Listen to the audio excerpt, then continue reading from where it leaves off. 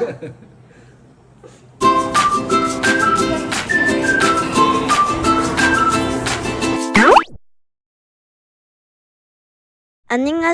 guys, welcome back to our vlog. I'm Ara. And I am Yemen. We are the co-sisters, students of Korean Pinay. Ayan, it's another mini vlog na naman po kami. Baktas, padulong og eskwelahan. So, mommy sent us here in school. Before magpasok kami sa room, we say bye to mommy. Mommy make sure magkasama kami ni ate. Minsan kasi mabigat ang bag ko. And fast forward, we went to SM Talibastagan para mag-grocery. Ubus na kasi yung stock namin dun sa bahay. At syempre, yung pagkain ko din.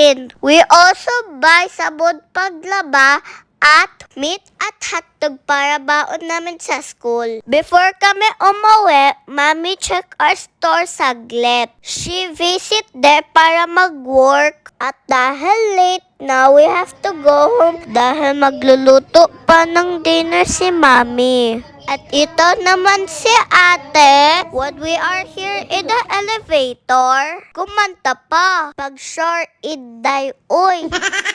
Mag-ulan gani ron. And we arrived at the house and mommy cooked budi jjigae for Appa. And mommy also made beef samgyeopsal. At niluto niya na lang sa air fryer. Dahil nagmamadali na siya. 6 PM kasi magdidinner na kami. Mommy also made munggos na may malunggay. Mommy always made us Korean food and Philippine food araw-araw. Ganyan siya kabisi lagi. She always made us delicious food. At para din kay Appa kasi hindi siya kumakain ng Philippine food. O diba ang tapang ni Yumi, she eats spicy noodle? Ang sarap daw. Pero panay inom ng tubig. Ang anghang daw kasi. And I eat samgyeopsal. Ang sarap kasi ng Korean sauce. And after namin nag-dinner, kumain na pala kami ng mangga. We tried the mango na binili ni mami sa palengke. But maasim pala. Nakakasira ang muka sa asim.